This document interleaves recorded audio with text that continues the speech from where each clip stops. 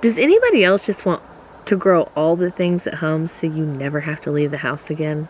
I mean, I enjoy homesteading because I enjoy being at home. That's no lie. I won't even try to sugarcoat it. I enjoy it.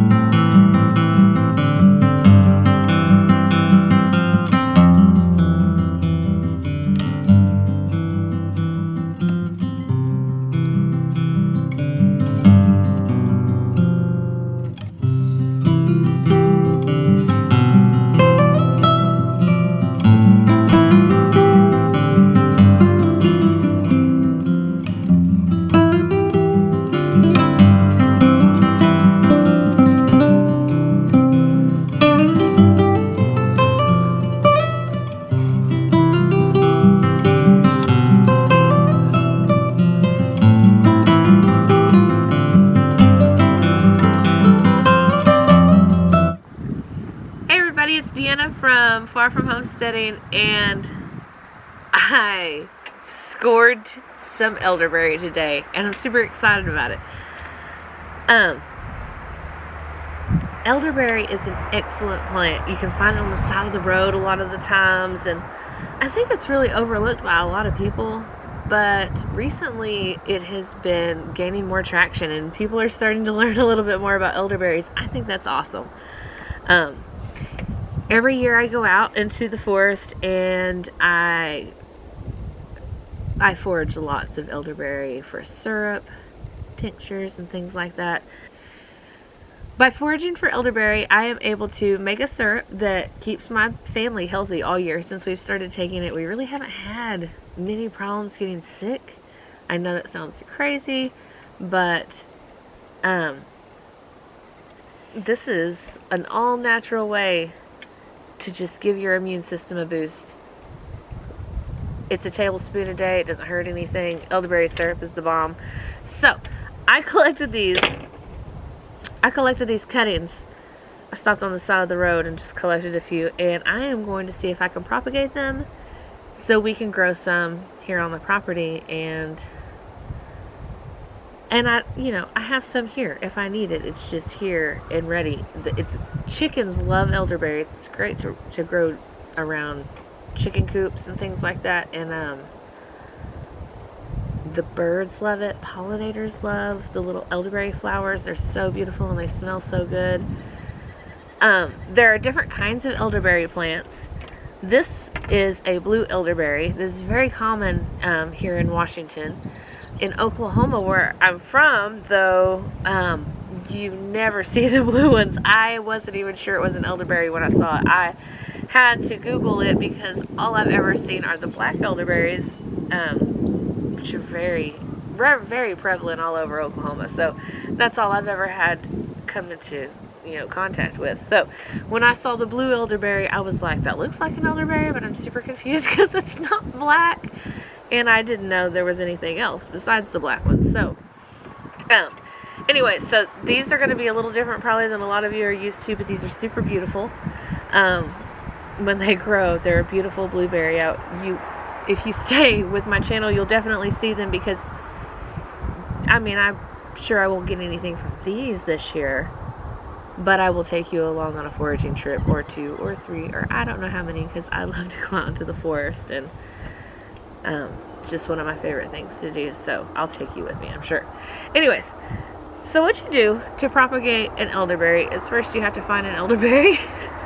Of course, right? You find an elderberry, and it can be hard if the elderberry is dormant to be sure is an elderberry. So if you're uncertain and you just really don't know, wait. Forage for elderberries, figure out where the elderberries are at, and then in the springtime or late fall, you can go out and you can clip some elderberries to propagate and plant on your own property. So hopefully I'm not too late. These you're supposed to do this in the spring right after it comes out of dormancy. It is starting to put off leaves. I actually I actually got these a couple days ago, but I've been super busy, so I had to set them in some water, and I have a second today, so we're going to get them ready. Get them clipped up here. I'll show you how to do that, how to chop it down to make your little cuttings for your propagation, and then I'll show you what to do. Subscribe to the channel if you want to see what these look like in a few months. They will either be looking spectacular or I will have killed them. Either way, it might be interesting to see. Okay, so what we're going to do is, right here, you see this node right here? So about 1 inch below the node, you're going to want to cut it in a diagonal. You see how I've cut it here? Okay. You come up, this is going to be your roots. You come up to this one. This is going to be your leaves, right? And you just cut above it, and you cut a flat cut above it. That way, this is the bottom, the pointy is the bottom, and the flat is the top, okay? Now,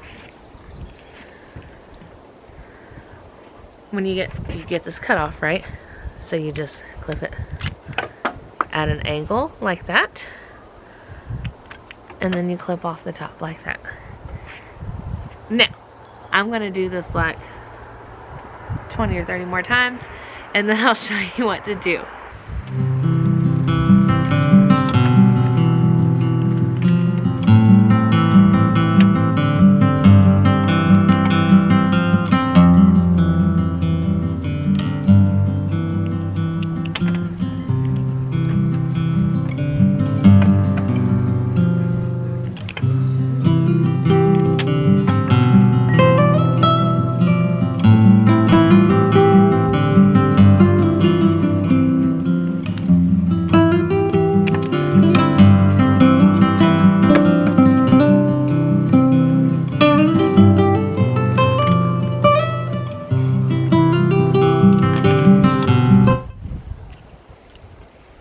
That one might not make.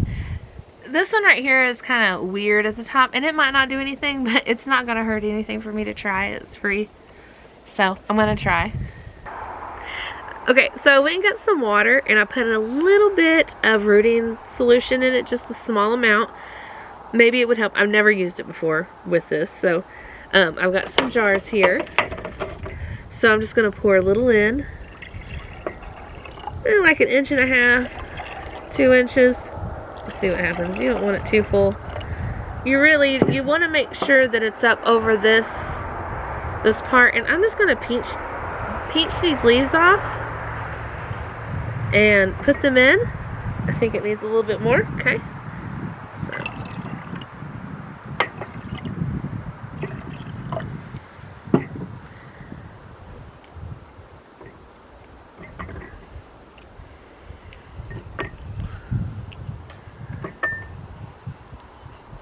pinch the leaves off, put it in. We're gonna get all these done, and then we'll just put it in the windowsill for a couple days, and then I will probably just go ahead and stick them in some dirt. That way I can get them off my windowsill, because in the springtime my windowsill is pretty busy. I don't have a lot of room, so I usually stick a bunch of plants up there. So do any of you have elderberries or propagate your own elderberries? I know my mom loves elderberries. I think that might be where I've got my fondness for them. I did not appreciate them when I was a kid, though. But we had this elderberry bush right beside the back porch, and it was the porch that we used all the time. And then it would just like get berries, and you'd knock up against it, and you'd get purple skin, and because we have the black ones in Oklahoma, and it just, I didn't like them, but I didn't understand how beneficial they were medicinally for you either. So you live and you learn. You get older and you figure out what your mom was talking about the whole time, and you're like, ha, that's what she meant. So yeah, PSA to everybody, your mom's right. In case you didn't know, your mom's right. So take your mom's advice. Enjoy the elderberry. They're really good for you. And